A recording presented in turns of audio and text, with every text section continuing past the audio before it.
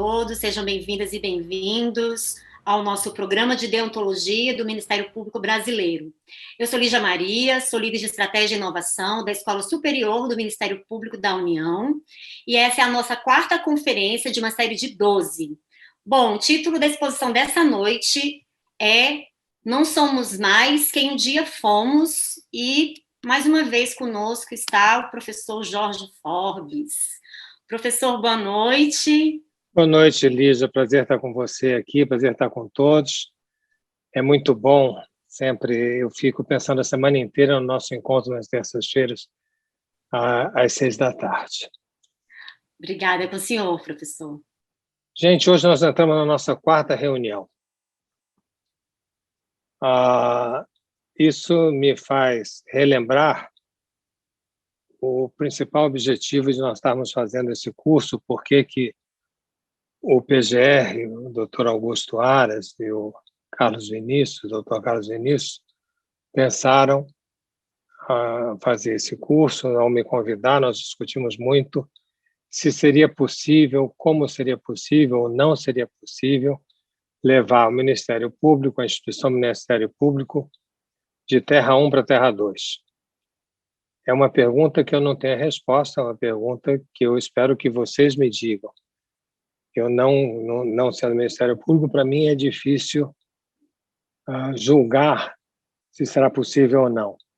Para quem olha de fora, o Ministério Público, como todas as outras instituições de mais de 40 anos de idade, ela segue parâmetros verticais, ela segue parâmetros hierárquicos.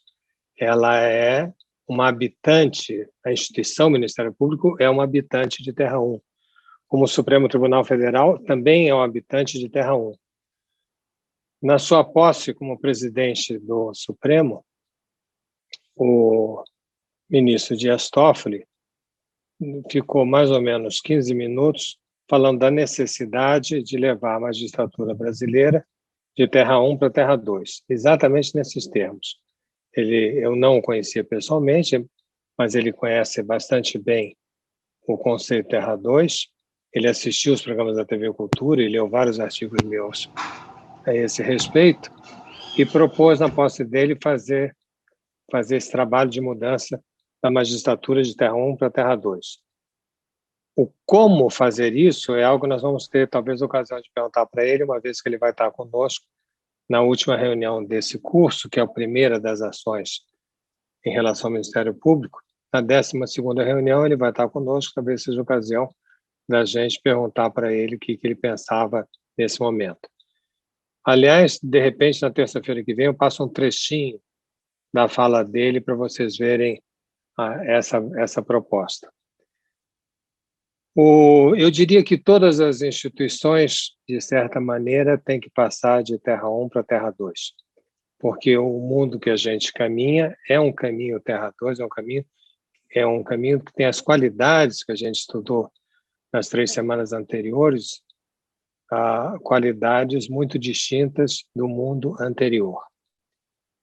Então, não posso falar por vocês, mas eu posso falar sobre o meu campo, que é a psicanálise.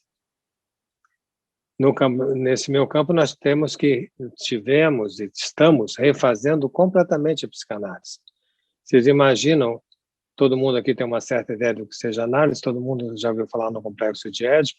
Eu citei na primeira das nossas reuniões, quando eu falei sobre o processo de humanização, se vocês se lembram, aquele corpo fragmentado frente ao espelho, eu dizia que o que juntava uma coisa com a outra era um software chamado complexo de Édipo. E mostrei para vocês, espero tê-lo feito, que era um software que correspondia a uma sociedade vertical. Quer dizer, o Édipo é a clave de sol, se fosse uma música. A clave de sol da psicanálise é uma estrutura que capturou a relação do homem com o mundo numa verticalidade já existente na sociedade. Não foi Freud que inventou o lugar da supremacia simbólica do pai, foi uma fotografia de época que ele conseguiu fazer, entender como é que aquilo funcionava e aí agir sobre aquele funcionamento.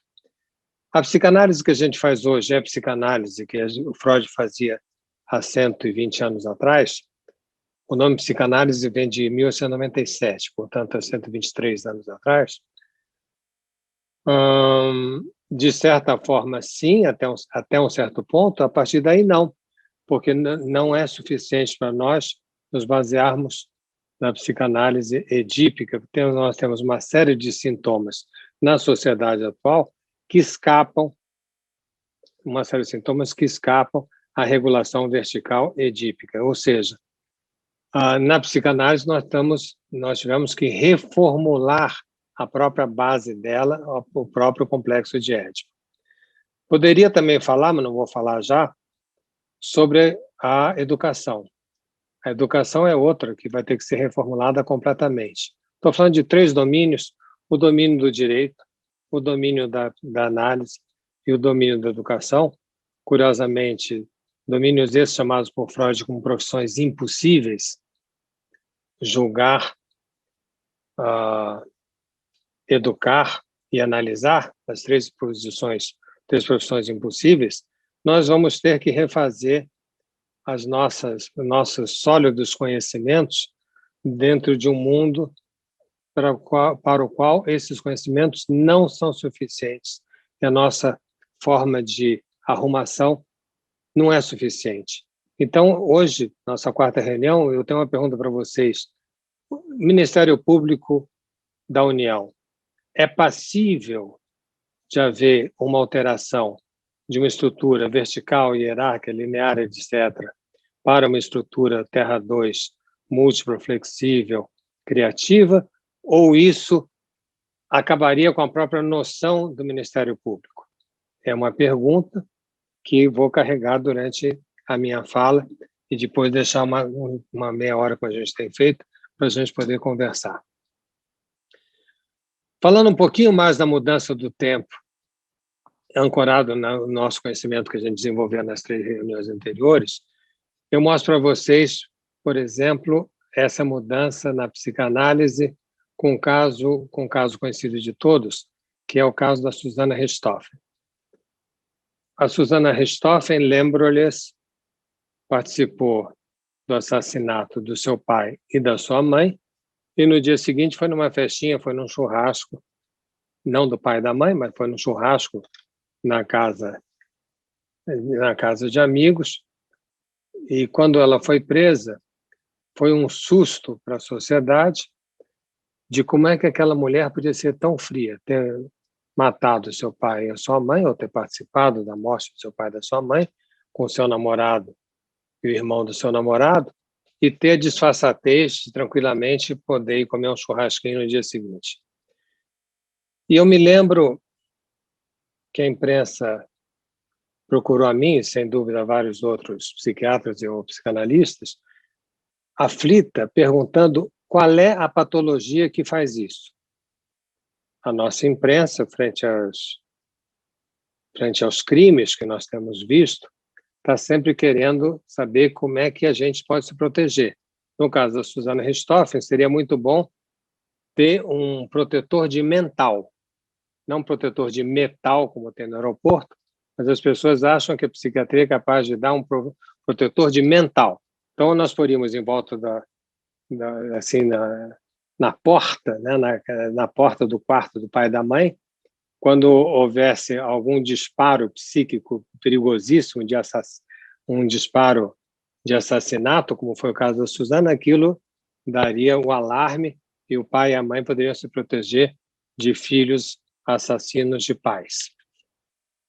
Eu faço uma certa caricatura, mas já adianto que não é possível nós fazermos um protetor de mental. Se fosse possível, nós chegaríamos ao absurdo, como, por exemplo, já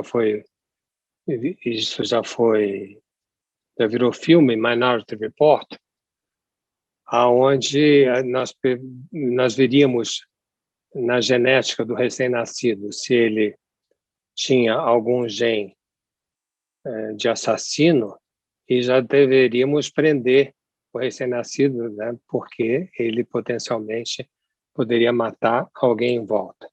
Então, isso não é possível. A imprensa, no que me coube, uma grande revista de grande circulação, nós temos 3 no Brasil, uma das 3, e à época elas eram mais importantes do que são hoje, ela dizia desesperadamente, falei, mas doutor, é uma histérica, é uma psicótica, é uma perversa? Quem é essa moça que matou o pai dessa maneira? E eu comentei com a revista que não era possível nós determinarmos um quadro psicopatológico. Bom, eu não conheci Suzana, então muito menos possível para mim. Mas que a gente não se fiasse tanto nessa classificação, porque se fosse para fazer um exercício teórico-clínico, eu poderia defender as três coisas. Eu poderia dizer que é uma histérica, eu poderia dizer que é uma perversa, eu poderia dizer que é uma psicótica.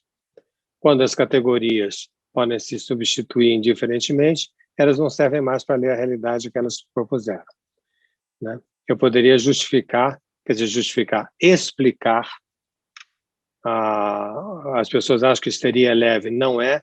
Uma histérica mata pai e mãe. Pergunta para a Medea o que a Medea fez com os filhos dela, né? O Jasão resolve ficar contra a mulher e Medea mata seus filhos. Então, a histérica mata, a psicótica mata, a perversa mata. Essas categorias não são suficientes para leitura.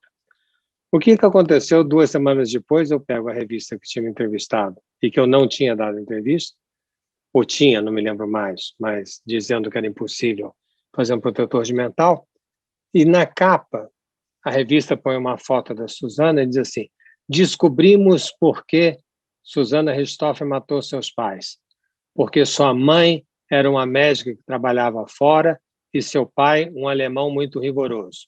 Ponto. Isso era a capa. Ou seja, para não termos mais morte de pais pelos filhos, não vamos deixar alemães casarem com médicas, porque a junção dos dois é passível de criar uma filha assassina. Então, nós chegamos ao ridículo, como foi o caso, infelizmente, dessa capa da revista, ao ridículo de publicar isso, numa ânsia muito grande de entender que os sintomas têm que passar pelas categorias da palavra, e são essas categorias da palavra que dão onde sai a psicopatologia clássica psicanalítica. O caso de Suzana Richthofen eu não tratei, mas eu tratei de um outro caso, muito menos conhecido, e que me ensinou muita coisa, que foi o seguinte: um casal que eu conhecia de Obasiolage me procura para falar sobre o filho deles, se eu poderia atender o filho tinha 15 anos de idade, e ao telefone me dizem que estão preocupados com o comportamento do filho, porque o filho pôs fogo no colégio. Eu marquei um horário e eles vieram me ver. Eu não sei qual é o que vocês pensam quando alguém diz que alguém pôs fogo no colégio. Eu posso dizer o que eu pensei, que o menino tinha posto fogo no arquivo dos professores, nas notas do final do ano, no papel higiênico do banheiro para assustar as meninas, no meio de um jogo de futebol que o time dele estivesse perdendo, sei lá, molecagens que, no famoso na minha época, a gente fazia por fogo no colégio, queria dizer mais ou menos isso. Qual não foi meu pasmo ao receber esse casal, esse pai e essa mãe, ao eles notarem que eu não estava entendendo o que quer dizer por fogo no colégio, eles me explicaram: não, você não está entendendo. O José, vamos dar o nome assim, o filho deles, o José pôs fogo no colégio inteiro. O colégio não existe mais, virou cinza. Ele acabou com o colégio. Aí momentos que eu tenho que fazer uma cara assim de normalidade, assim, claro, é muito... por que não, né? Pôr um fogo no colégio, tipo como Nero com Roma, fazer uma grande fogueira. E esses casos, o que tem de muito peculiar é que é sempre uma história assim: estava bem, ficou péssimo, ficou bem. Estava bem, bem, péssimo, bem. Suzana estava bem, matou o pai e a mãe, estava bem, novamente. O José estava bem, acabou com o colégio, ficou bem de novo. Pôs fogo no colégio, foi para casa dormir. E dormiu. E no dia seguinte, os pais foram procurados pelo pessoal do colégio, contando o que é isso. Também, recentemente, fui a uma delegacia em São Paulo. O delegado me reconheceu por causa do programa da cultura. Eu estava lá porque já era uma coisa inusitada, tinha sido chamado. O menino tinha entrado um rapaz tinha entrado num restaurante em São Paulo, tinha um casal saindo, um deles pega um soco inglês e dá um murro na cara do casal que estava entrando. Nunca tinham se visto na vida, não havia nenhuma razão para isso. Foram parar na delegacia. Quando eu estava na delegacia acompanhando essa pessoa que eu conhecia muito, o delegado, no caso era a delegada, dizendo: doutor, posso me valer da sua presença e tal? Acabou de acontecer o seguinte: uma moça aqui perto, isso se passava no bairro do Itaim, em São Paulo, uma menina de 16 anos de idade estava conversando com seu namorado de 16 anos de idade, o namorado morando em Higienópolis, ela no Itaim, e eles não podiam sair para se ver. Então o menino disse: estou morrendo de saudade de você, mas morrendo mesmo. Falou: tá, meu amor, então tá morrendo de saudade. Aí falou: olha só o que eu vou fazer. Ele pôs o computador dele para a janela e se jogou pela janela do 15º andar, né? E morreu, evidentemente morreu. Essa série de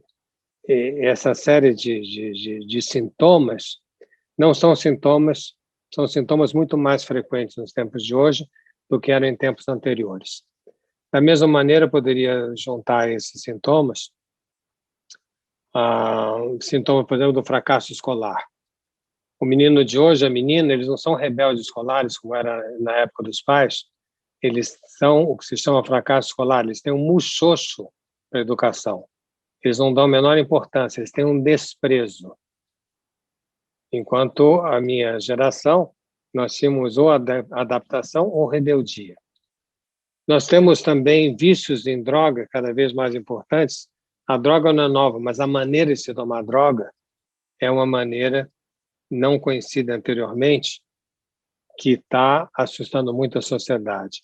Então, na educação, no colégio, nos crimes inusitados, nas drogas, nas escarificações corporais, já comentei aqui outro dia com vocês, quando vocês virem uma menina, dia muito quente de calor, por volta de 15 anos de idade, com manga comprida fechada, desconfie, porque debaixo dessa manga pode ter marcas de escarificações feitas por gilete.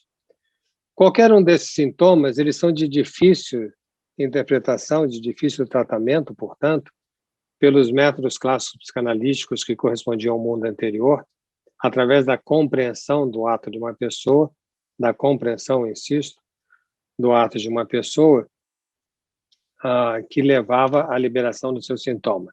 Por que você bebe? Por que você usa drogas? Por que você se rebela contra o colégio, etc. Eram perguntas que a gente fazia e demovia, e mexia e alterava a relação sintomal. Hoje em dia, nós temos que fazer um outro tipo de prática, que eu não vou entrar nos detalhes aqui, porque o que eu quero dizer é: o mundo está mudando, os sintomas são outros, o tratamento tem que ser outro.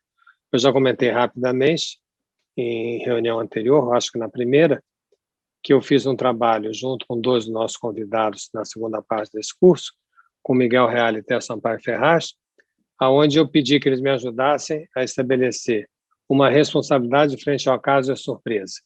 A pessoa tem que ser responsável, mesmo que seja surpreendente aquele fato. E, através dessa responsabilização, eu posso demover, eu posso fazer o que eu fazia antes no sintoma linguístico trabalhado via ética. Vocês desculpem eu não entrar em detalhes disso, mas viraria uma aula de psicanálise se eu começar a me aprofundar muito.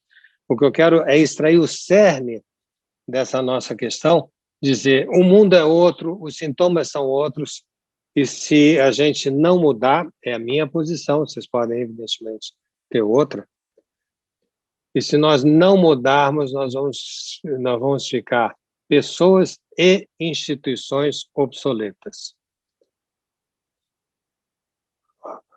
Bom, isso eu trouxe a guisa de vamos conversar, a guisa da primeira conversa, e o que eu vou fazer agora vou fazer um estudo sobre as qualidades, sobre os valores fundamentais de Terra 1 e de Terra 2, e seria interessante cada um se perguntar, eu ponho a MP de que lado? E eu ponho a mim mesmo de que lado? A gente vai ter uma reunião só sobre o mim mesmo. A penúltima, reunião, eu acho que é a semana que vem. Eu vou falar sobre diversas posições de líderes. Todo mundo que é procurador, que é promotor, tem uma posição de liderança importante. Portanto, eu vou fazer um estudo sobre como é que era um líder e como é que é um líder hoje em dia.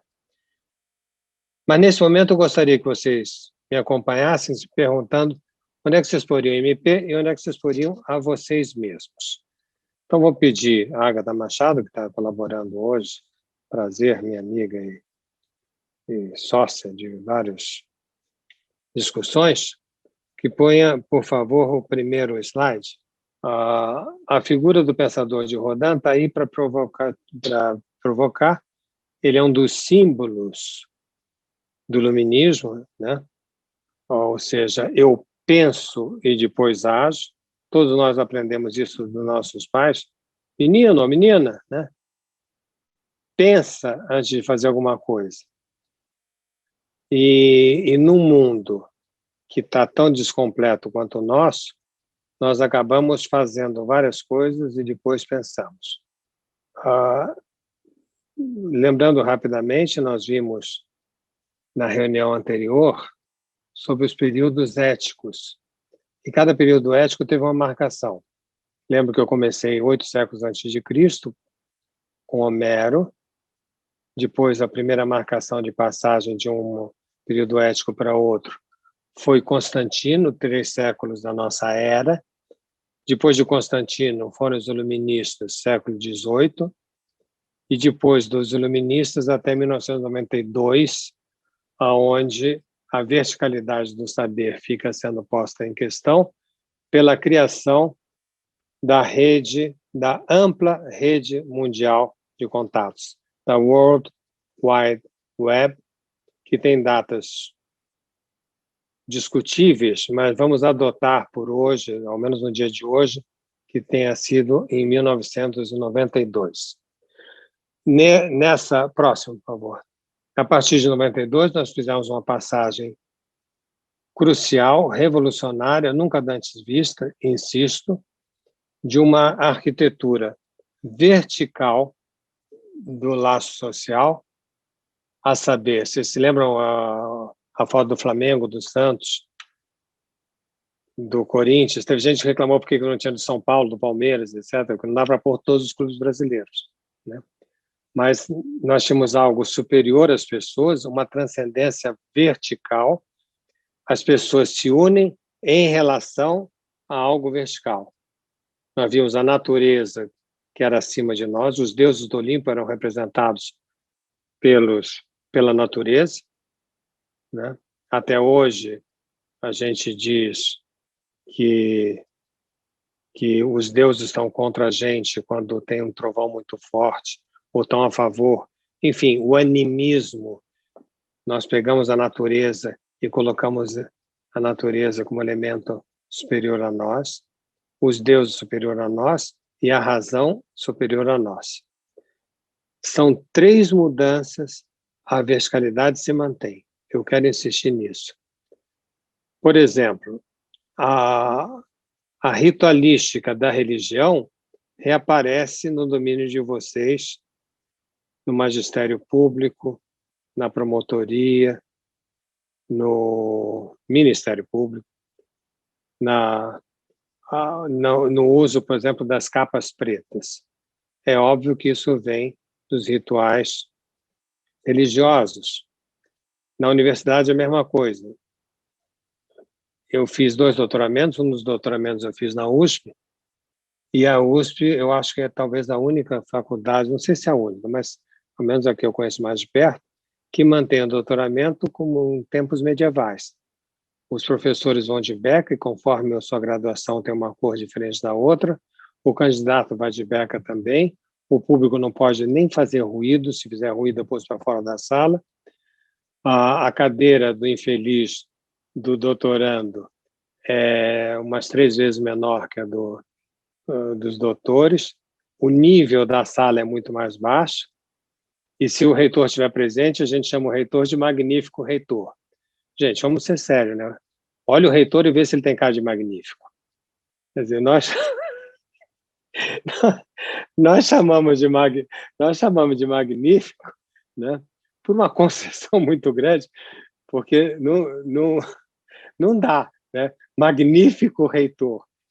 Tem uma época que o USP tinha um reitor que a gente apelidava de azeitona, era baixinho, pequenininho, de óculos, e nas reuniões entrava como... Agora entrou o magnífico reitor, e entrava azeitona e todo mundo caía na gargalhada.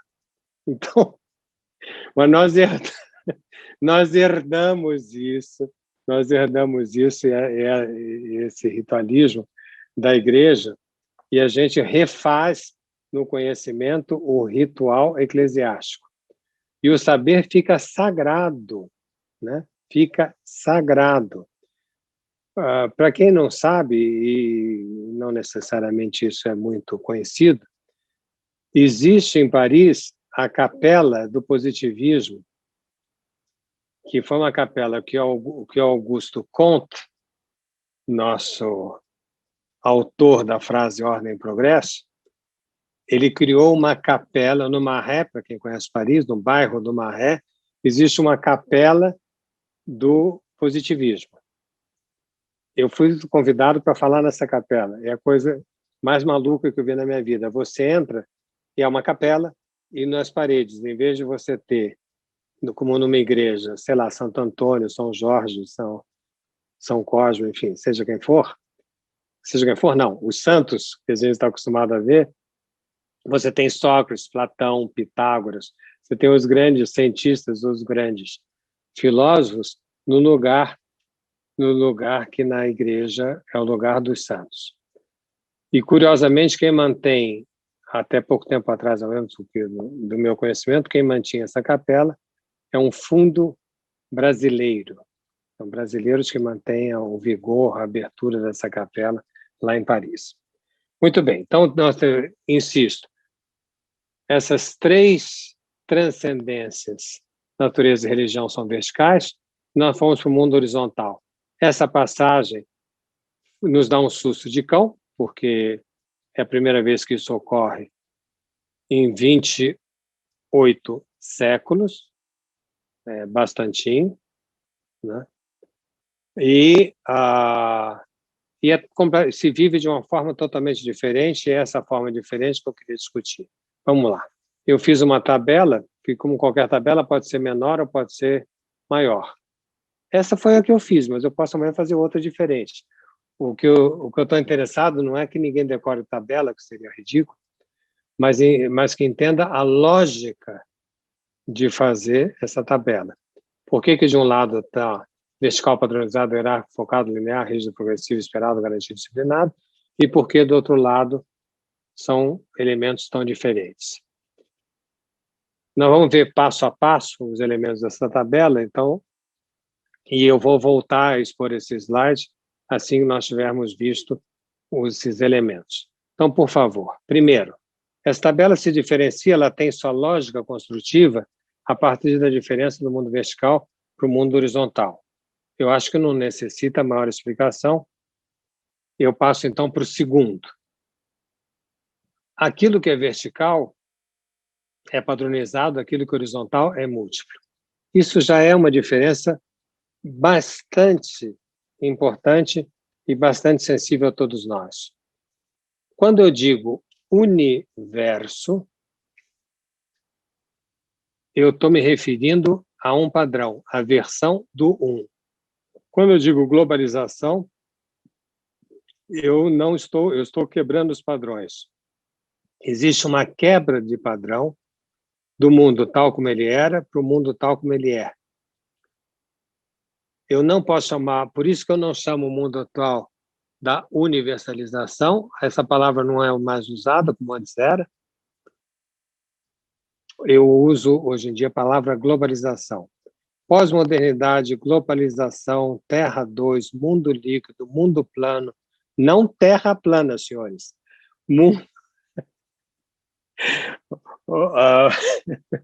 Mundo plano, e são todos conceitos que recortam o mesmo espaço semântico da experiência humana.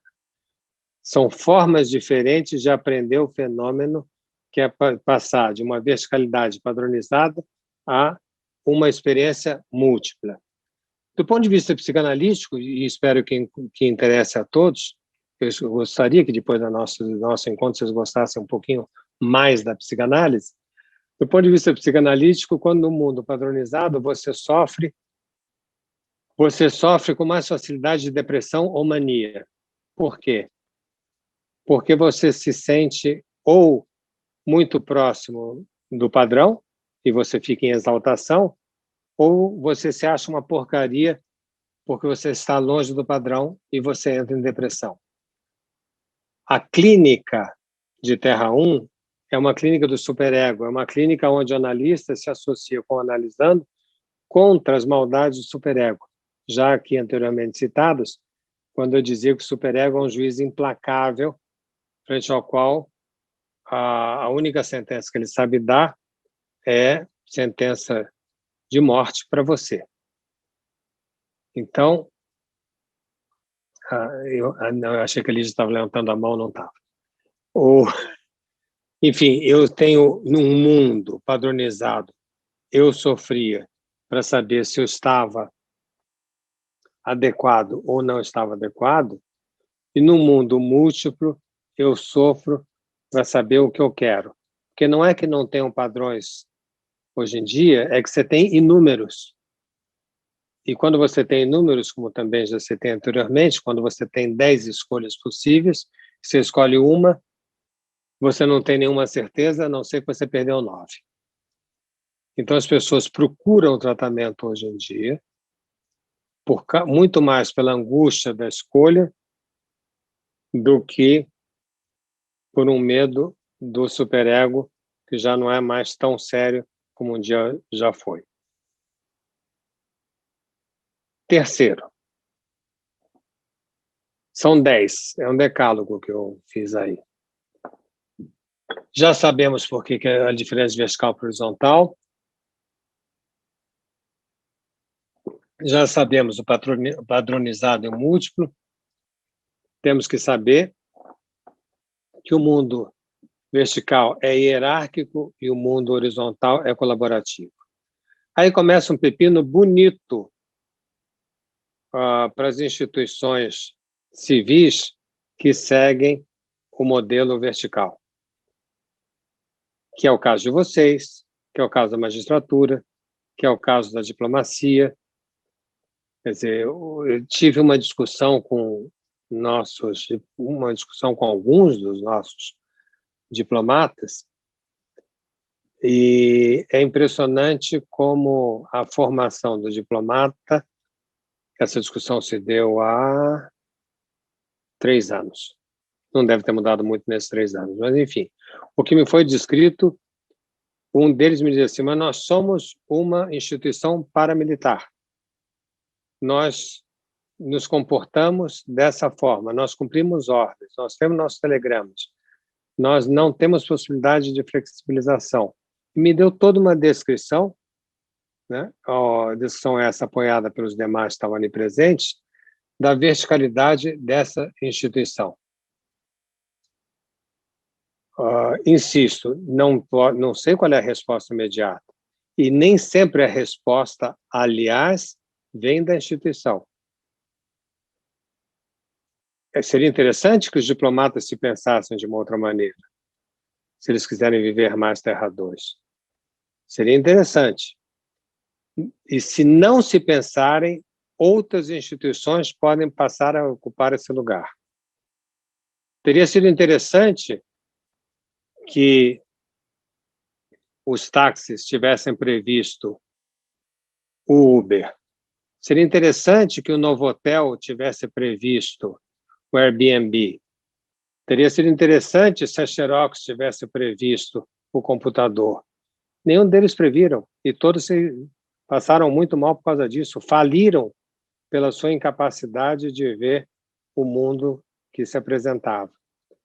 Então, nossas instituições podem falir, eu estou um pouco terrorizante, assim, mas enfim, nossas instituições podem falir ou podem ser olhadas com desconfiança, com menosprezo ou com insegurança.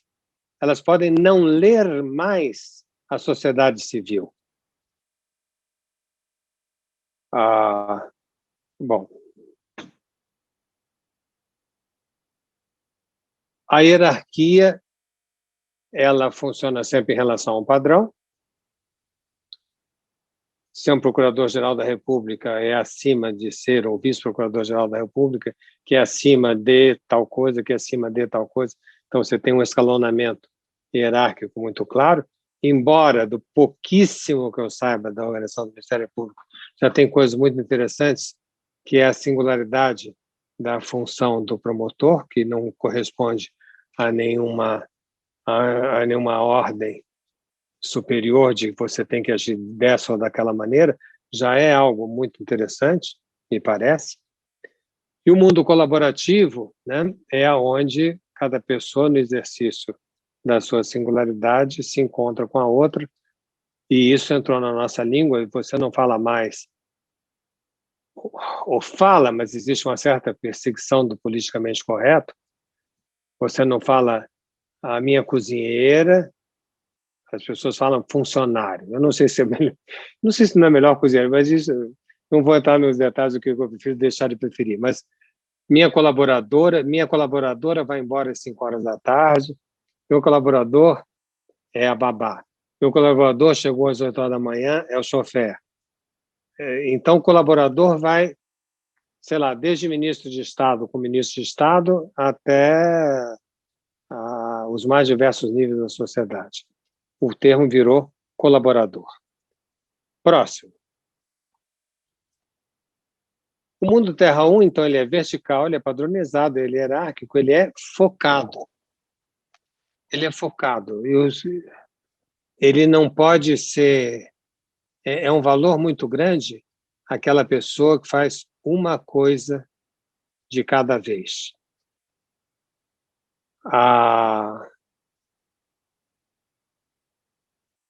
Nos colégios, antigamente, aí mais antigamente, no colégio do tempo de Raul Pompeia, gente, quem leu o Ateneu só para passar no vestibular, releia o Ateneu. Porque quando a gente lê para passar no vestibular, o Ateneu é uma coisa chatíssima que com qualquer leitura que nos é obrigatória a fazer, nos é obrigado a fazer. Mas o Ateneu é uma maravilha. A descrição da chegada do menino, com seu pai, e o discurso do diretor do colégio sobre a verticalidade e o foco do Ateneu é uma obra-prima. Eu utilizei em Terra 2, pedi para minha amiga, a atriz Beth Coelho, que contracenava comigo, que lesse um pedaço do Ateneu. É algo fantástico e elucida o que eu quero dizer, focado. No tempo do Ateneu de Raul Pompeia, havia colégios que punham viseira nos alunos, né? Punham um chapéu com viseira, igual a burro, para que eles não perdessem o foco, para que eles olhassem sempre naquela mesma direção. O mundo Terra 2 é um mundo diverso. E isso nos mais diversos sentidos. Eu participei de um grupo, para vocês terem uma ideia, há anos atrás, na USP, a reitoria estava preocupada em saber no que eles chamavam de evasão escolar. O que era evasão escolar? A pessoa fazia um vestibular, entrava na medicina, depois de um ano saía, pedia para ir para a história, da história ia para a física, da física para a matemática, da matemática pedia um ano para descansar, porque já tinha variado muito, ia para a Austrália estudar inglês, não sabia nada de inglês, mas aprendia surf, voltava para o Brasil e terminava a medicina.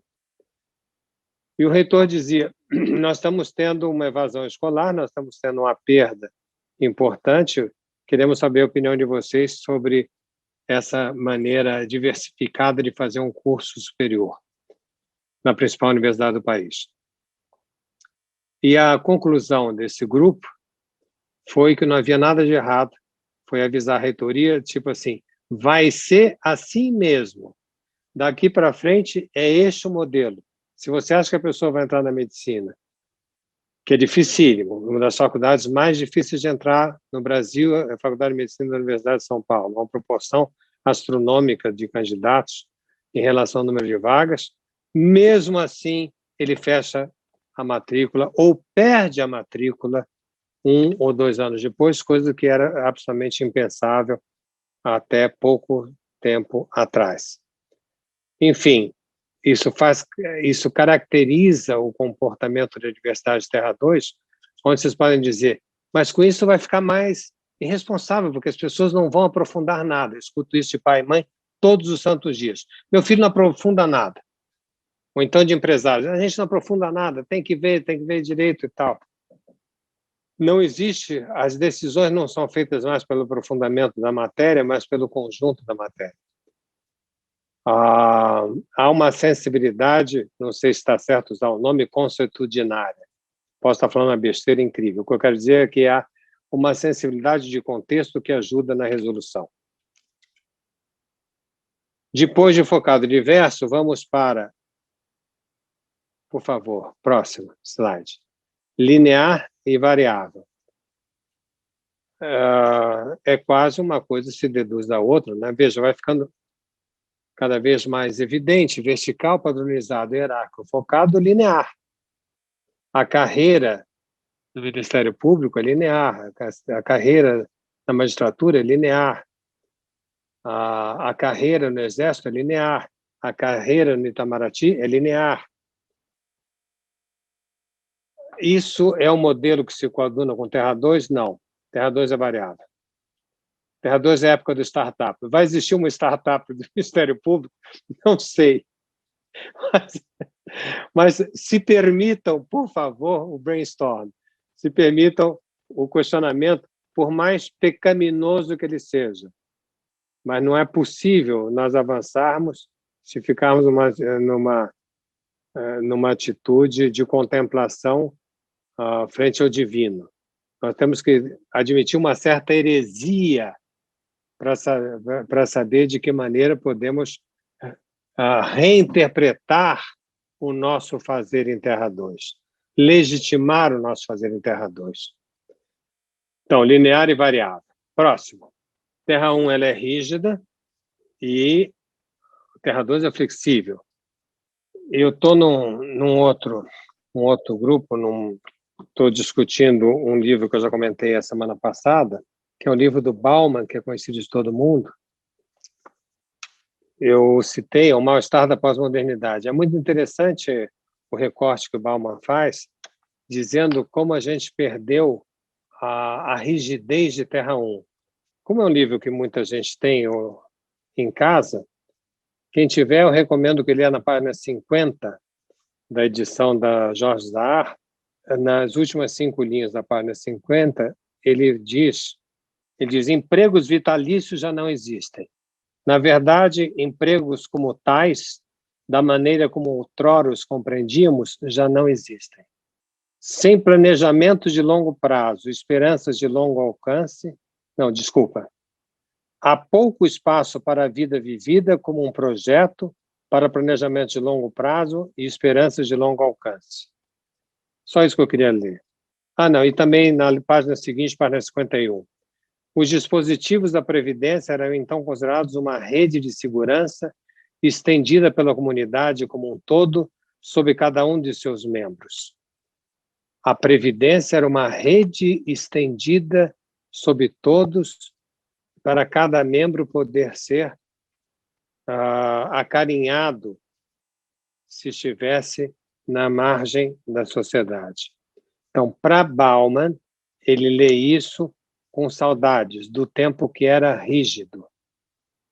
O termo líquido, todo mundo sabe que é dele, amor líquido, tempo líquido, etc. Né? O tempo líquido é visto por Bauman de uma forma apavorada. Ele não é um defensor. Ele não vê saída da liquidez. Ele propõe, ao menos em livros como esse, está aqui a capa, eu já mostrei a capa semana passada, O Mal-Estar da Pós-Modernidade, já comentei também que eu não concordo com o da, deveria ser na. E é um livro que ele trabalha sobre o texto de Freud.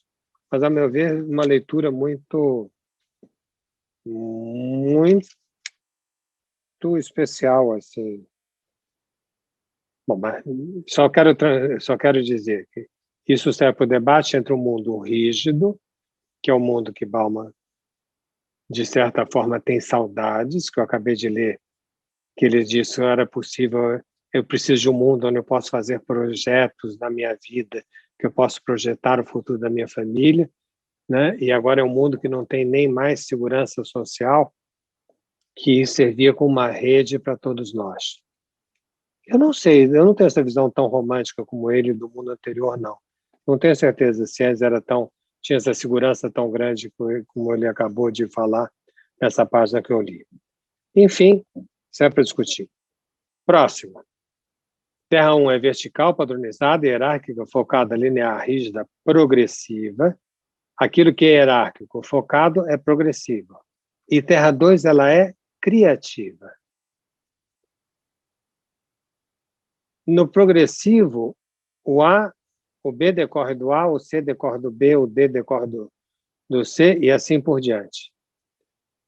No criativo, do A, eu posso fazer decorrer D, posso voltar para B, eu não tenho essa linearidade. Me permitam 2 comentários. Eu achei que hoje eu ia falar pouco, estou vendo que eu não vou falar tão pouco quanto eu imaginei. Me permitam 2 comentários sobre esse aspecto.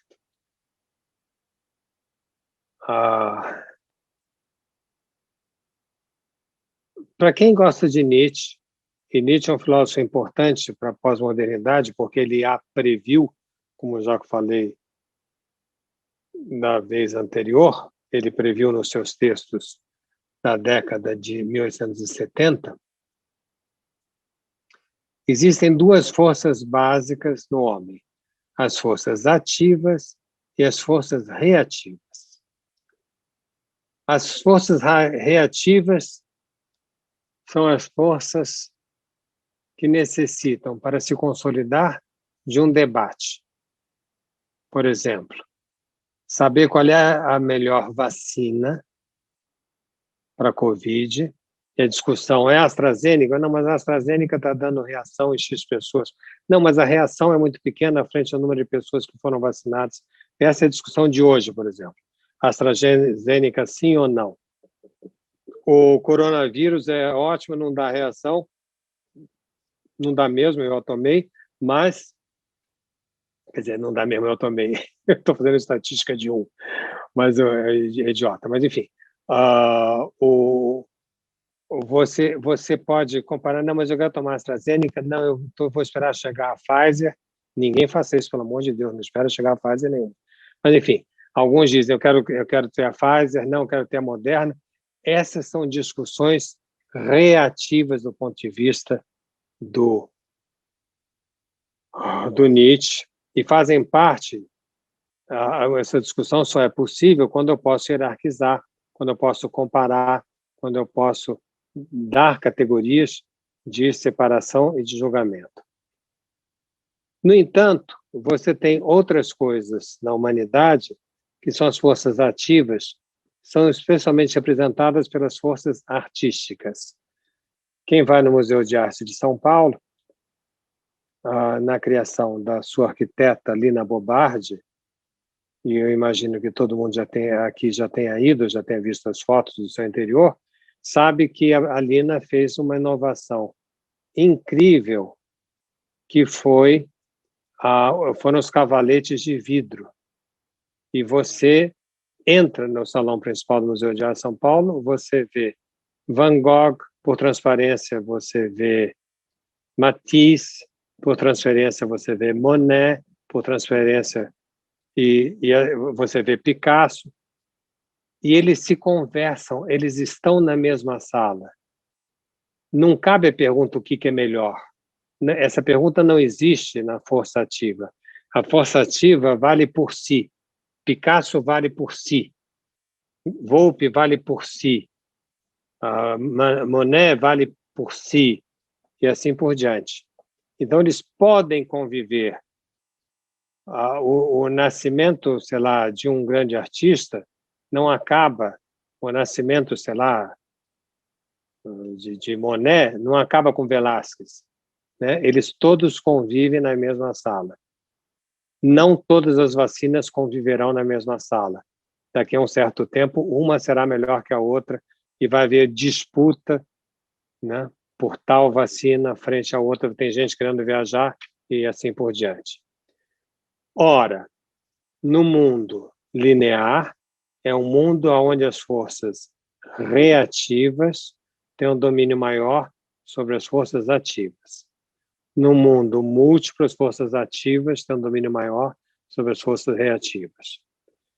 E o Brasil é o quê? O Brasil é, segundo alguns cientistas da humanidade, tal como Domenico De Masi, né, é o país mais avançado do mundo no laço social Terra 2. Eu sei que a Daniela Martinez pode fazer um muxoxo frente a essa definição, porque talvez, não sei se ela me corrigirá daqui a pouquinho, se for o caso, porque imediatamente a gente pensa assim, o Brasil não é melhor em nada. E com a depressão que a gente está, então, não é melhor em nada mesmo, está tudo ruim. É que a gente confunde, a meu ver, a nossa difícil situação econômica, de saúde, e outras dificuldades mais que eu me poupo de descrever.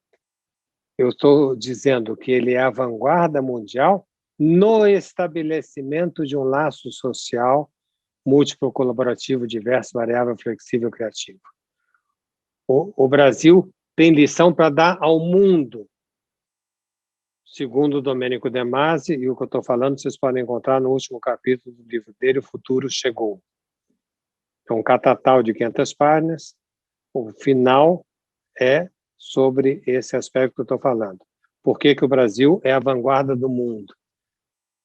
Um mundo desbussolado como nós estamos vivendo. Nesse mundo, o Brasil é capaz de colocar 4.000 pessoas numa avenida, 300.000 numa arquibancada, 50 milhões em casa. Chega uma pessoa no meio daquilo lá, pega um apito daqueles de colégio que a gente tinha, faz prrr, e alguém da bateria faz tum-tum, e sai todo mundo dançando na avenida numa organização perfeita. Diz os demais, um país que consegue fazer esse milagre, que é organizar a diversidade do gozo humano, tem que saber que é o país mais avançado do mundo na organização do desbussolamento pelo qual nós vivemos. Eu concordo plenamente. Já tive discussões várias, pessoais e públicas com o De Masi. Tudo que a gente está desenvolvendo nesses dias fala a respeito desse aspecto brasileiro e que eu acho que nós damos muito pouca importância a isso. Como diz o Eduardo Janetti, num livro de 1 ou 2 anos atrás, em vez de querermos deixar de ser vira-latas, como previu o nosso dramaturgo, em vez de nós termos vergonha de sermos vira-latas, é o contrário. É o máximo ser vira-lata. O vira-lata se vira muito melhor, porque já nasce virando lata, que qualquer outro animal. É mais criativo, é mais rápido, é mais esperto, né? É ter orgulho de ser vira-lata, seria uma saída brasileira. Próximo.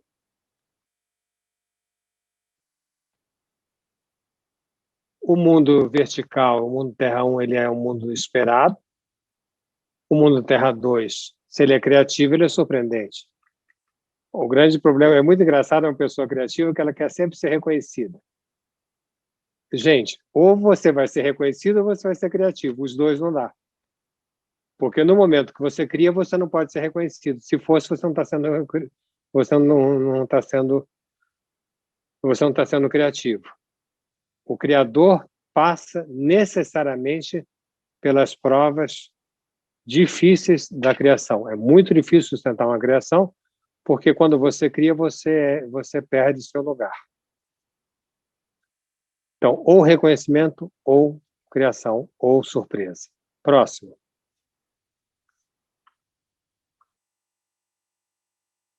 O mundo Terra 1 é garantido quando a pessoa se sente ameaçada, ela volta rapidinho para a casa dos pais.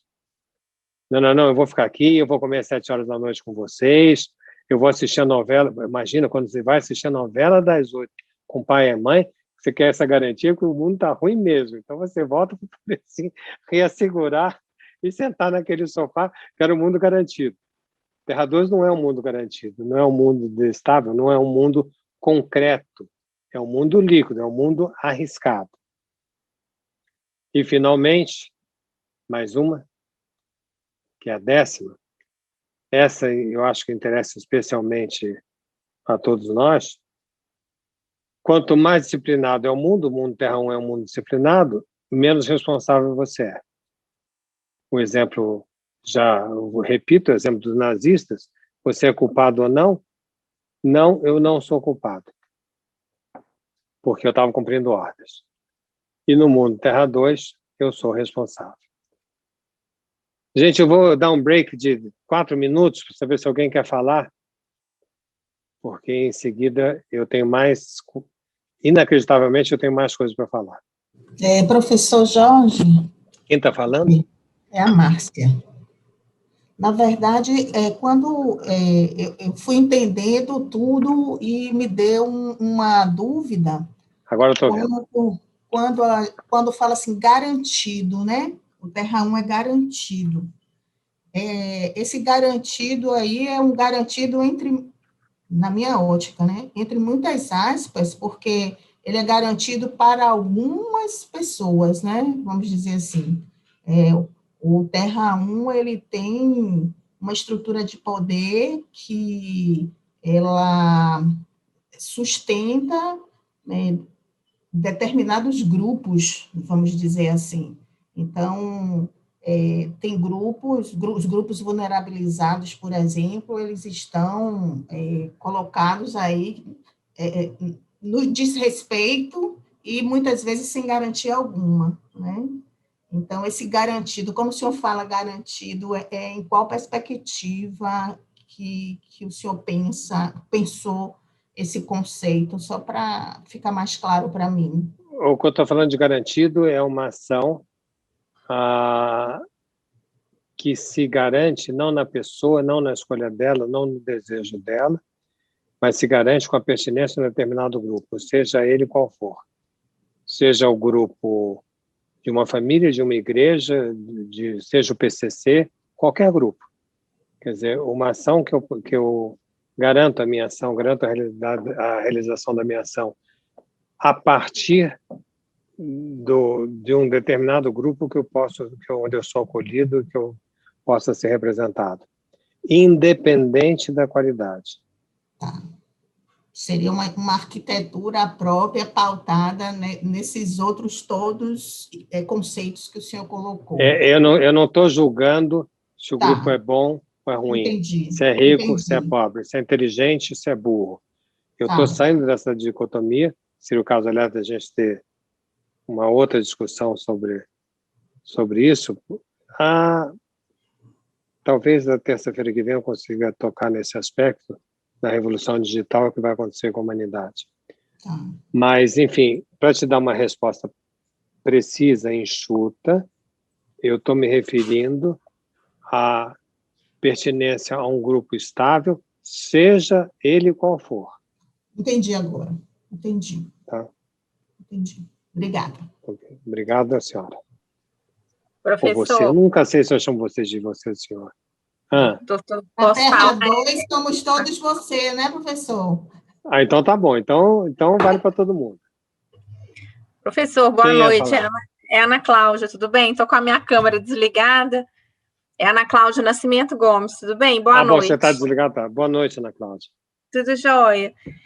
Minha preocupação, eu tô ouvindo, né, e identifico essa angústia talvez os nossos colegas que estejam aqui do Direito do Trabalho, Ministério Público do Trabalho, estejam identificando isso também, porque nas relações do trabalho, nos últimos, digamos aí, nos últimos 20 anos, a gente tem visto isso, né? Lógico que isso acontece em todas as relações sociais, mas no âmbito do trabalho, isso tem essa mudança de perspectiva de Terra 1 para Terra 2 tem sido muito acelerada, né? E, obviamente, que tem os seus malefícios decorrentes disso na seara da falta de garantia nesse sentido, né? Assim, menos garantísticos.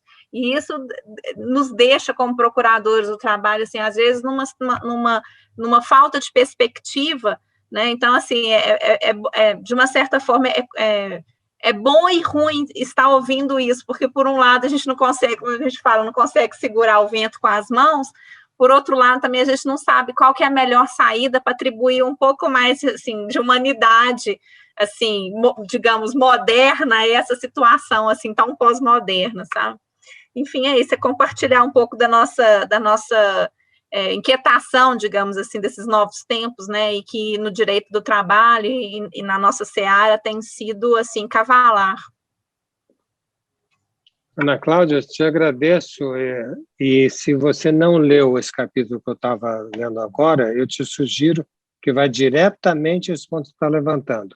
É o capítulo 3, na Mal-Estar na Pós-Modernidade, do Bauman, como eu já falei, cujo título é Os Estranhos da Era do Consumo, de Bem-Estar à Prisão. Os Estranhos da Era do Consumo, do Estado de Bem-Estar à Prisão. Ou seja, eram pessoas que eram acolhidos no welfare, no bem-estar, e que agora estão nas prisões. Ele começa pelos índices prisionais, dizendo que dobraram na Inglaterra nos últimos 10 anos. Então, é um lado, mas o que ele não coteja, e isso não entra na reflexão dele, é de uma mudança, a meu ver, mais catastrófica, Ana Cláudia. Catastrófica não no sentido mal do termo, mas catastrófica no sentido de fenômeno, quer dizer que vai haver uma mudança que vai ser difícil o retorno. Nós estamos pensando, ou ao menos o pensamento do Bauman nesse momento, é um pensamento do homem contra o homem, do homem que se deu bem contra o homem que se deu mal, para utilizar uma linguajar vulgar, vamos dizer. Mas o que não é levado em conta é do homem em relação à inteligência artificial. Não é um tema que ele aborde, é um tema fundamental para a gente discutir o que vai acontecer com o trabalho exatamente. O que, é que vai acontecer com... Então, é isso. Vamos... É meu tema da semana que vem. Podemos deixar isso para a semana que vem, que eu vou falar sobre isso, Ana Cláudia. E você com certeza. Intervém e me ajuda, por favor. Tá bom, obrigada. Muito obrigado. Professor Jorge, tudo bom? Aqui é a Daniela. A Daniela que estava na minha tela. De Minas, do MP de Minas. Eu queria falar uma coisa, assim, eu estava observando, e é interessante que todas as características de Terra 2 me parecem mais adequadas para que a gente, por exemplo, transforme as instituições públicas, né? Eu sou do Ministério Público de Minas Gerais e eu olho assim, então no meu trabalho eu penso que nós temos que dar mais multiplicidade, ser mais colaborativos, sermos criativos, flexíveis. Então todas essas características, na minha concepção, elas se encaixam no modelo que eu acho que deve existir não só para o Ministério Público, como para todas as outras instituições, partindo do princípio de que a sociedade está em franca transformação, como o senhor mesmo falou, e nós precisamos nos adequar a ela. Só que eu queria entender, essa é a minha pergunta, por qual razão, embora nós já, segundo o senhor está falando aí, né, o senhor disse, nós já estamos em Terra 2, por qual razão isso ainda é tão difícil de ser implementado, de ser admitido, seja pelas instituições e pela sociedade em geral? Porque nós estamos literalmente apavorados. Porque uma das sensações mais difíceis para um ser humano é o desamparo. E os padrões de reconhecimento que nós tínhamos foram postos em dúvida. E nós entramos numa crise de identidade e não estamos nos localizando ainda. Nós mantínhamos a nossa identidade, Daniela, a partir do outro. Você lembra quando eu fiz o espelho? Tal? Então, eu mantive minha identidade a partir do outro. Minas, então, que é um estado ultra tradicional, ao menos folcloricamente a gente diz que Minas é tradicional, não sei se é mesmo, mas enfim. Então você tinha sua identidade bem marcada, né, na famosa tradicional família mineira, e de repente tudo muda. E a pessoa entra em crise de identidade, não sabe mais quem ela é. E ela tenta se achar criando outros grupos de pertinência. E ao criar outros grupos de pertinência, você acaba fazendo uma epidemia de grupos racistas entre si. Aí é uma bomba. Se eu entrar por aí, eu tenho até medo do que eu posso falar. Mas só quero dizer que Terra 2, desculpa repetir, eu vou aos poucos, porque é matéria perigosíssima. Eu tinha uma identidade muito bem constituída na verticalidade paterna de Terra 1. Eu me formava nessa identidade e sabia o meu lugar, por exemplo, eu, Daniela, sabia meu lugar na tradicional família mineira. De repente, vem um tufão, um furacão, um tsunami muito maior que o japonês, muito maior do que o terremoto de Lisboa. Isso tudo é peanuts frente ao que está acontecendo. E arrebenta os alicerces da tradicional família mineira.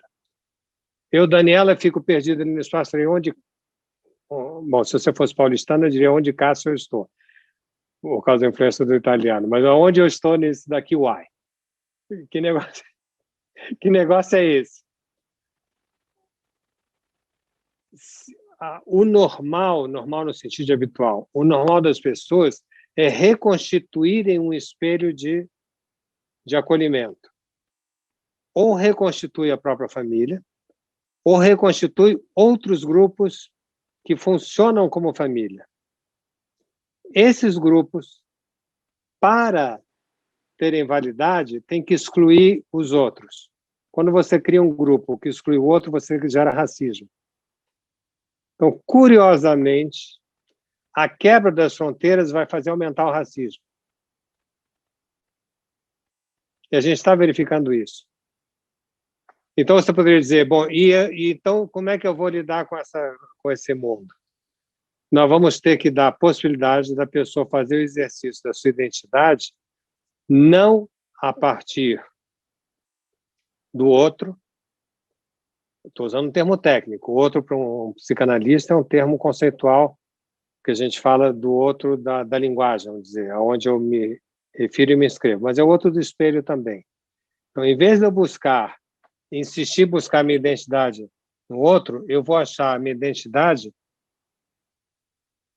no meu fazer, naquilo que eu chamei de invenção e responsabilidade. Qual é a contraparte da invenção e responsabilidade? O que eu estou tentando discutir com vocês aqui, nessas 12 reuniões, nas 4 até agora, e nas 8 seguintes, o que eu estou tentando discutir é uma alternativa à posição ética de Hans Jonas. Se escreve como se diz, Hans com H, Jonas, que é o autor de um livro muito importante chamado Princípio e Responsabilidade, mas onde ele preconiza, é um dos melhores livros que existe sobre o tema, ele que é aluno de Heidegger, morreu há uns 10 anos atrás, onde ele preconiza a ética do medo. A ética do medo está ganhando um espaço na nossa sociedade muito importante. Esquece o coronavírus, por favor, Daniel, não estou falando do coronavírus. Antes do coronavírus, nós já estávamos na ética do medo. O que é a ética do medo? Cuidado com sexo sem camisinha. Cuidado com a camada de ozônio. Eu sempre adorei isso, camada de ozônio. A camada de ozônio é um termo poético, né? Tenho medo da camada de ozônio. É uma coisa fantástica. Cuidado com peixe-boi. Cuidado com... Não come açúcar, Daniela. Daniela, você precisa comer açúcar, porque as notícias são contraditórias, né? Então, nós estamos na ética do medo. A psicanálise tem a oferecer a uma ética do desejo, que é oposta da ética do medo. Por que eu acho melhor a proposta psicanalítica? Porque o ser humano é um ser criativo. A ética do medo acaba com a criatividade. Quem tem medo, recua, como falamos agora há pouco. Não cria porcaria nenhuma. Eu vou criar alguma coisa no medo ou não? Vou ficar na trincheira e esperar que as bombas passem. E o mundo fica na trincheira do medo. Passa o próximo slide, por favor. Daniela, você reconhece isso? Uma cena de um filme? Alien, É uma sei lá. Cena de um filme que parece Alien, né? Porque parece uma coisa meio gosmenta. Tá me vendo a cabeça isso. Grande Heraldo, estou vendo você aí datilografar. De onde é essa foto? Você reconhece? O João Paulo Oliveira já respondeu. O Paulo Belotti também respondeu. Então, agora, Heraldo, eu vou pular você, porque já foi respondido. Isso vem de Matrix. Matrix. São pessoas na matriz. Olha aí. É claro que, para mim... Olha que bonitinho os casulos. Na matriz. Né? Matrix, está aí. O crédito. Quem não viu Matrix, por favor, veja. E que é um filme onde a arte, mais uma vez, ilustra o conceito. Quase a maioria dos aspectos que eu acabei de levantar são aspectos colocados em cena em Matrix. Matrix é o nome de Terra 1, e o grande problema, Daniela, é como é que você se sente quando você sai de Terra 1 e vai para Terra 2, como você se sente perdido. Tem uma cena, já vi que não vai dar tempo. Lígia, como é que eu vou fazer, hein? Eu tenho conversa para mais de hora aqui. Eu sei, professor. Se o senhor quiser falar mais uns 10 minutos, a gente para às 7h40 para fazer perguntas. Já tem uma pergunta aqui. O que o senhor acha? Para o senhor fechar o raciocínio. 10, 15. Eu vou... Não, tudo bem, mais 10 minutos eu paro e a gente... Não vai dar tempo mesmo, como eu falei. Falando de Minas Gerais, eu tenho prosa aqui para prosear, mas muito tempo aqui que não vai dar para terminar. É uma maldade terminar em 10 minutos o que vem a nossa próxima atração, vamos dizer. 15, então. Mas não vai dar, Lígia, você não tem ideia. Você viu o tempo que eu demorei para falar dessas 10. Daqui a pouco você vai ver a nova tabela, quantos elementos tem, você vai me dizer se vai dar tempo. Tá bom. Não vai. Eu vou fazer um comentário rápido e vou terminar. Espera aí, antes do comentário rápido, o que eu queria falar? Me perdi. Eu falava de Matrix e a gente voltou a ver para esse slide. Para quem viu Matrix e quem não viu, veja, por favor, principalmente o primeiro Matrix. A maioria das coisas que eu falo estão no primeiro Matrix. Então, tem um momento, o Neo é o herói do filme. E o Neo está querendo saber quem ele é.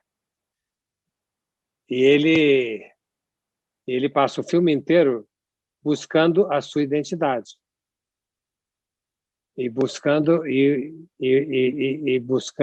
encontrar o one, o um da sua identidade. Enfim, ele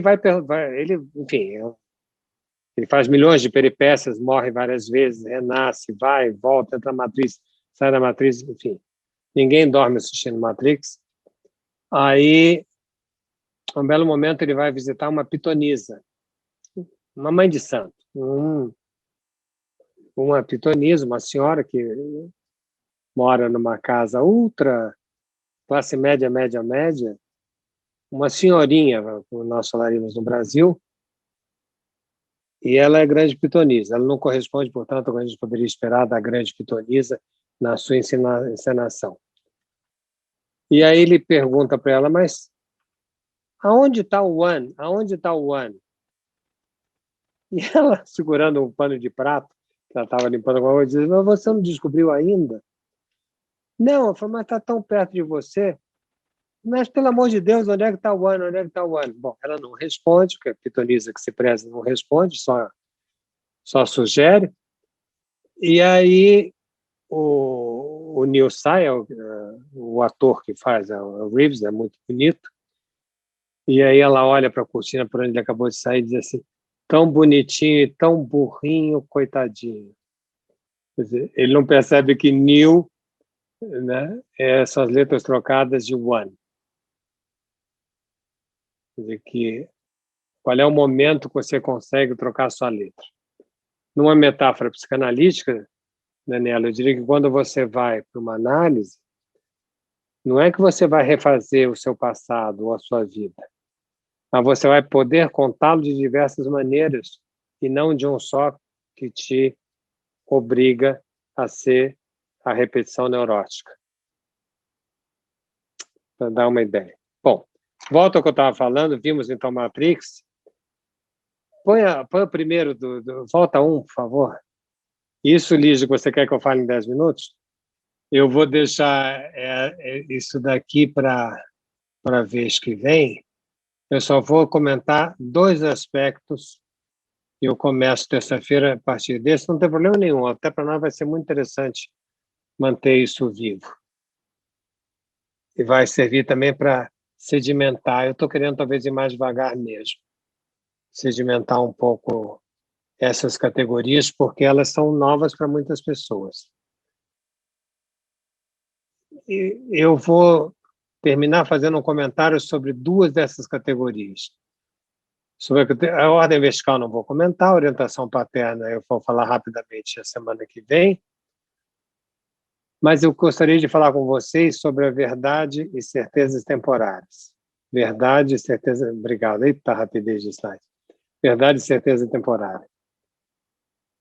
Até recentemente, nós tínhamos um mundo vertical.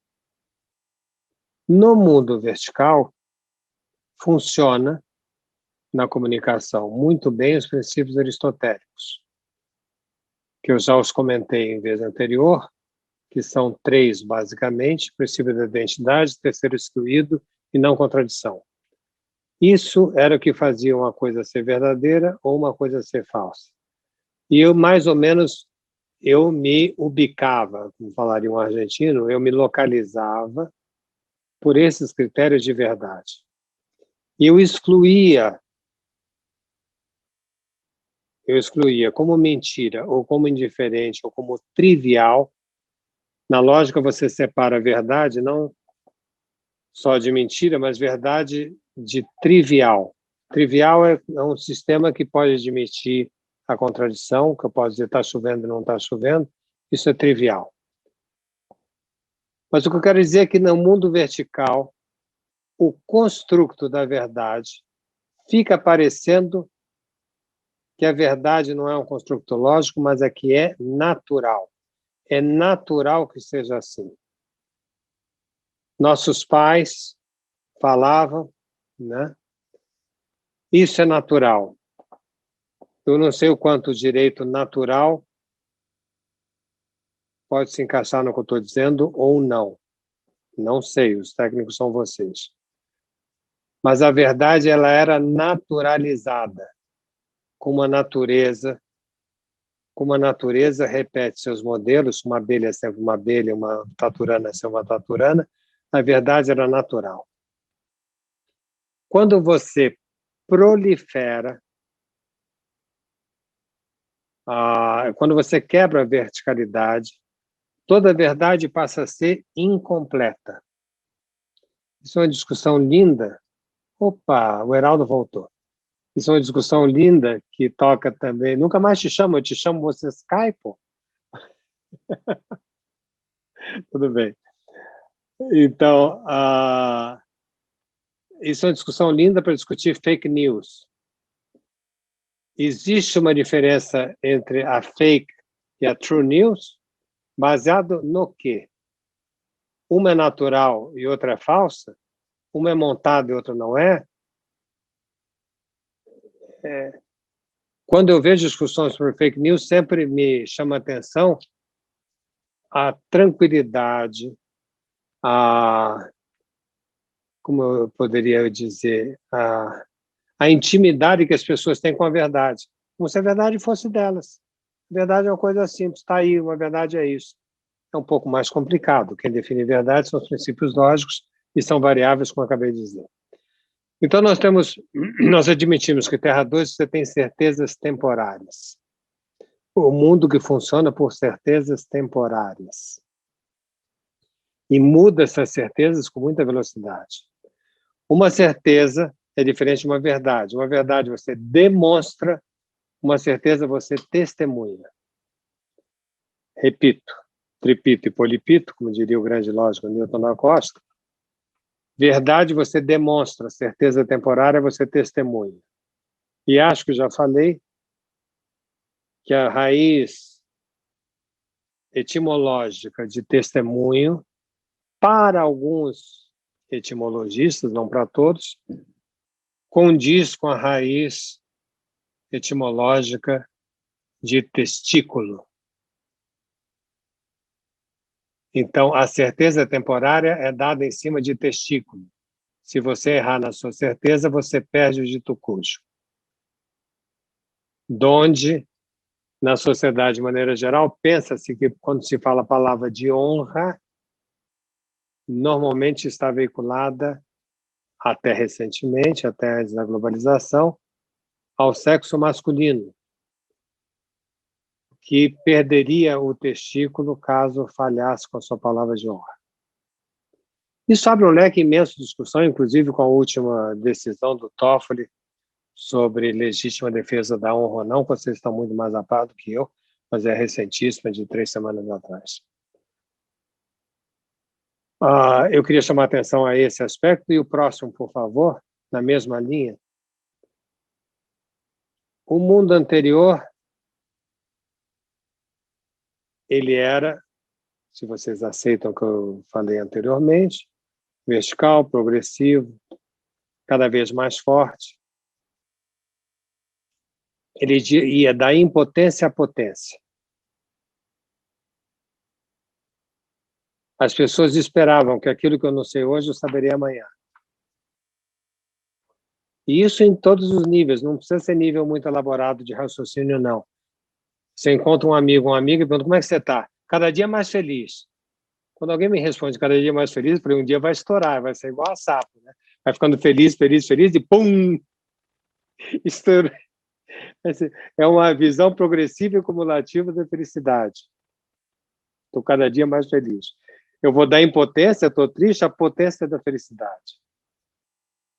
O pouco brilhante presidente dos Estados Unidos, George W. Bush, quando destrói as Torres Gêmeas, em Nova York, ele faz um discurso, que vocês muitos vão se lembrar, onde ele diz, destruíram 2 edifícios, eu vou destruir um país.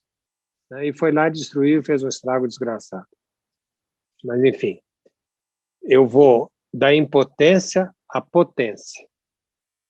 Eu pressuponho que o laço social, teleologicamente, é onisciente e é onipotente. No mundo de Terra 2, eu tenho que separar aquilo que é impotência do que é impossível. Terra 2 é um mundo incompleto. Então, até um certo ponto, eu espero para ter melhor resposta. Eu estou examinando um processo. Eu, promotor, estou examinando um processo, vou entrar com uma resolução desse processo. Eu cuido primeiro da impotência até ficar mais potente a minha leitura, mas por mais potente que a minha leitura seja, haverá sempre a necessidade subjetiva da minha assinatura. E na hora que eu assino, sou eu, Daniela, que estou assinando. Sou eu, Heraldo, que estou assinando.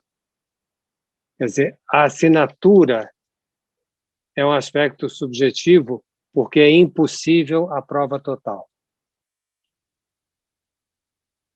Isso é tão fundamental, por exemplo, na psicanálise, que agora vocês vão entender um aspecto interessante. Vocês já sabem que eu estudei com Jacques Lacan. Jacques Lacan é tido como o maior psicanalista depois de Sigmund Freud. Ele viveu de 1901 a 1981, o que quer dizer que eu estudei com ele algum tempinho atrás, que ele estava vivo. Ele, vocês devem ter ouvido falar, ele diminuía o tempo da sessão analítica. As pessoas achavam que ia ter uma sessão de 50 minutos e ele condensava esse tempo.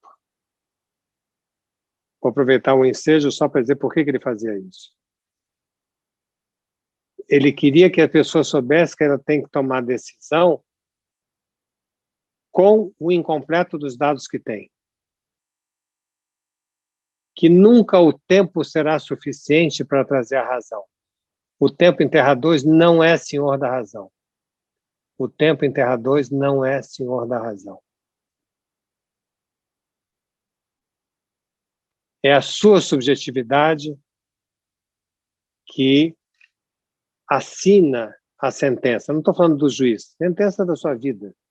Sentença lato sensu. É muito bom você saber cada vez mais, mas é muito bom você saber também que existem impossíveis ao homem e que, frente ao impossível, ele tem que inventar e se responsabilizar por sua invenção. O tempo da impotência à potência é um tempo da procrastinação, é o tempo do obsessivo. Amanhã vai ser melhor. O obsessivo procrastina tudo. Você me entrega isso hoje? Ah, não, doutora. Não, essa semana não vai dar. A semana que vem, na segunda-feira, eu lhe digo quando é que eu vou entregar. Quer dizer, a necessidade do vou fazer, mas não agora, que faz parte da sintomatologia obsessiva. Terra 1 é um mundo obsessivo. Para a ida de Terra 2, quando é necessário perceber o impossível e o risco que todos nós temos como atores sociais frente às escolhas que nós fazemos. Professor, a gente tem aqui uma pergunta extensa, mas interessante. Então, eu vou ler com cuidado. A pergunta é do Alexandre Reis de Carvalho. E ele escreve assim: professor, dentro do que é a ética do desejo, o desejo não é o fruto do egoísmo, da vaidade e a causa dos grandes males sociais, econômicos e políticos? Aí ele continua: o senhor já fez análise do filme O Advogado do Diabo? Como ficam as carreiras jurídicas que são fortemente marcadas pela liturgia do cargo e das vaidades? Então, assim, como ficam as carreiras em Terra 2, que são fortemente marcadas pela liturgia do cargo e pelas vaidades? Eu não entendi a segunda parte da pergunta. A primeira eu entendi claramente, a questão do desejo. A primeira parte vai até os males sociais, econômicos e políticos, né? Aí depois ele fala assim: o senhor já fez análise do filme Advogado do Diabo? E aí eu estou entendendo que isso é uma articulação para o que vem a seguir, né? Como ficam as carreiras jurídicas que são fortemente marcadas pela liturgia e pelas vaidades em Terra 2? Se eu fiz análise do Advogado do Diabo, não fiz. Fiz do Matrix, muito, mas não fiz do Advogado do Diabo. Então, doutor Alexandre, desculpa, não poderei avançar nisso. Sobre o desejo, que ele é egoísta, ele é voltado para si mesmo e tal. Obrigado pela correção, porque me dá a chance de dizer o que é desejo do ponto de vista psicanalítico. Não tem essa conotação do vou fazer o que o meu desejo manda. Eu me dou conta que, do ponto de vista social, desejo é desejo de alguma coisa que eu enuncio. Eu quero desejo de um drops do coro, eu tenho desejo de brigadeiro, eu tenho desejo de ir ao Nepal, eu tenho desejo de e ter uma resposta. do ponto de vista psicanalítico, o desejo é sem objeto direto ou indireto. O desejo é a marca da nossa incompletude. Então, doutor Alexandre, contrariamente ao narcisista, que seria o senhor do seu desejo, que faria tudo o que o seu desejo manda, se dar conta do seu desejo é se dar conta que não tem nem o desejo que te manda, você se depara com o impossível da resposta da vida. E é frente a esse impossível que você dá uma resposta necessariamente precária, porque ela não é a resposta universal. É uma resposta que você conseguiu realizar para você, e ela é operativa e por um certo tempo, é uma certeza temporária, como eu disse agora há pouco. Mas então, para lhe dizer que não vejo o desejo para Freud está ligado diretamente à castração. Todo mundo já ouviu falar no conceito de castração freudiano, que é um dos conceitos fundamentais. Não é a castração só na metáfora que infelizmente ficou caricata, a castração peniana. Não, a castração no sentido de que quanto mais você se esmera, fica mais evidente que todas as respostas prontas não resolvem, não tamponam o vazio essencial da sua existência. Foi a primeira coisa que eu falei no nosso curso. Né? Ser humano não é ser natural. Então, doutor Alexandre, eu agradeço, mas eu não estou usando o desejo nessa acepção mais popular do egoísta e do mimado. É todo o contrário. Como é que vai ser a liturgia do cargo? Vai dançar miudinho. O analista também tinha... Geraldo gostou. O analista também tinha liturgia do cargo. Quando eu comecei a fazer análise, que faz algum tempo, como já falei, se eu fui aluno de lá, ele morreu em 81, vocês podem imaginar. Eu fui para a França em 76, já médico e psiquiatra. Então, o primeiro livro meu que eu estudei de técnica psicanalítica, de um ridículo atroz, era um livro litúrgico. O analista tem que usar terno sempre. Não pode ser colorido. Eu estou errado, eu não podia estar com gravata colorida.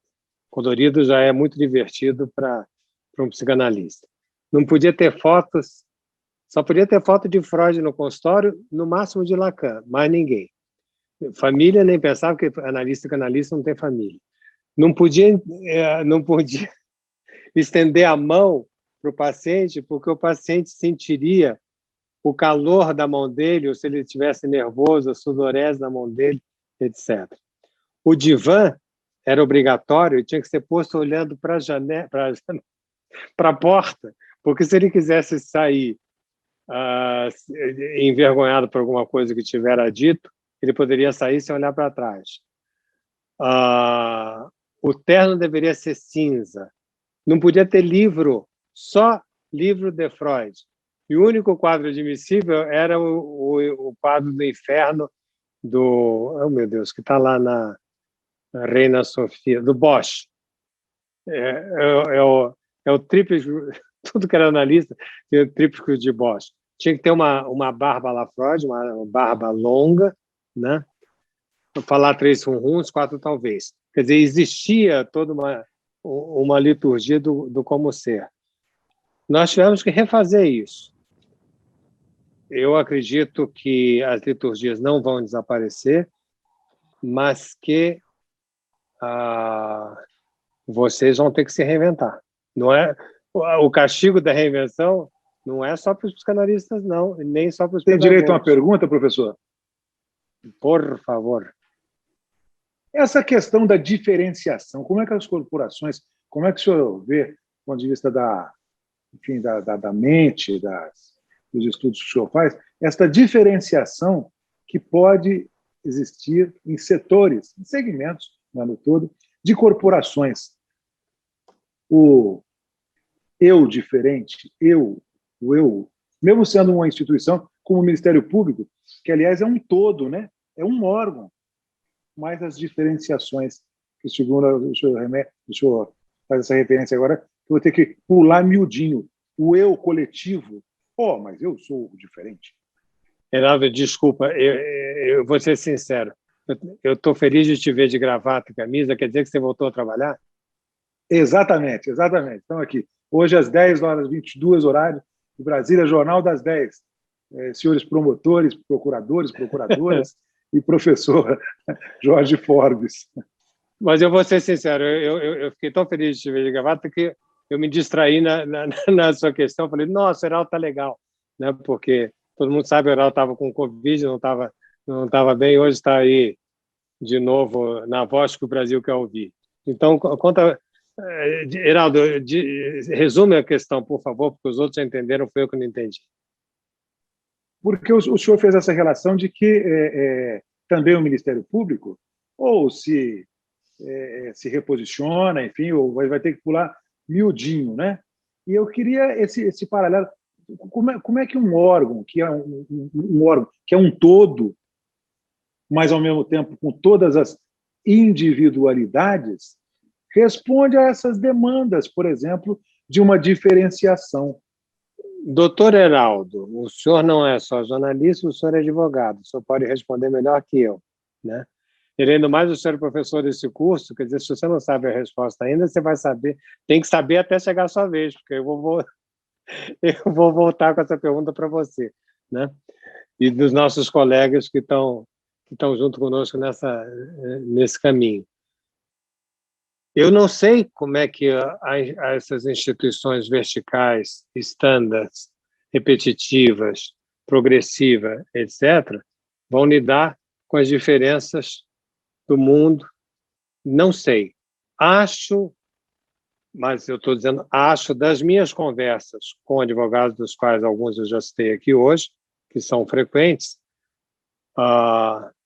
acho que cada vez mais haverá uma consuetudinarização mas eu não sei, você está querendo falar? Prefiro que você fale que eu... Não? Quer dizer, eu acho que cada vez mais os costumes e o contexto será... O poder do contexto terá uma influência muito grande. Mas eu não sei, eu prefiro que façamos o contrário, que alguém no Ministério Público, no caso, proponha, né, e que eu possa responder e possa comentar sobre uma proposta específica que eu não tenho capacidade de dar por não fazer parte. Mas você, como advogado, tem. Como é que você acha que eles vão lidar com isso? Como o senhor sugeriu da outra vez, professor, esse vai ser um dos temas da minha aula, mas antes nós vamos rodar muito ainda com o senhor e com os demais professores, eu vou ficar mais seguro mais para frente. Só pegar a cola?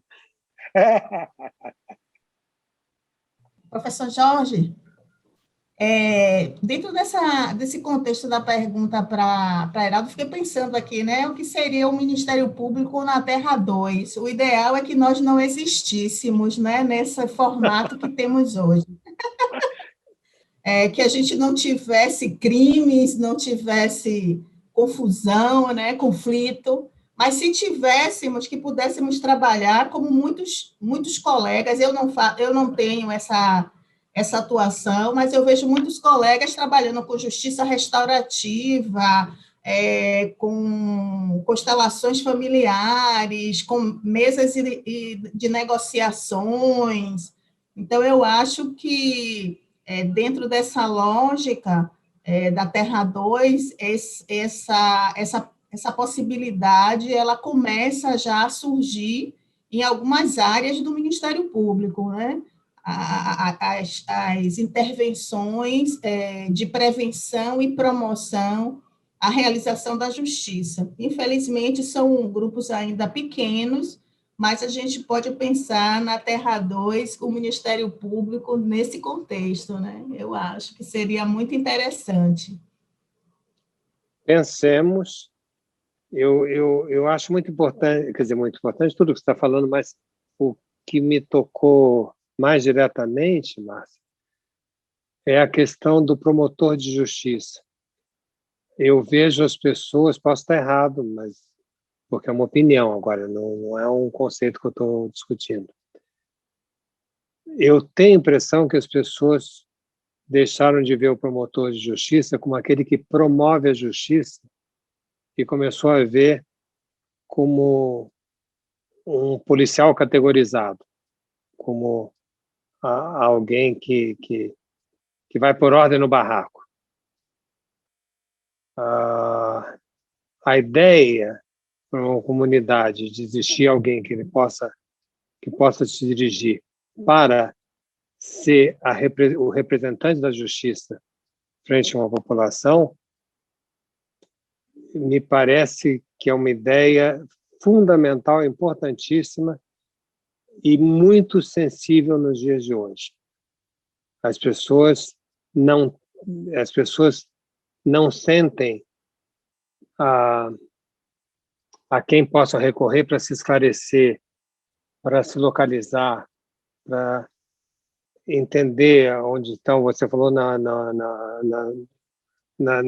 mediação. Parece que é fundamental esse tipo de ação que começou a dar muito certo a mediação, né? E acredito que será um caminho importantíssimo dentro das coisas que a gente está falando.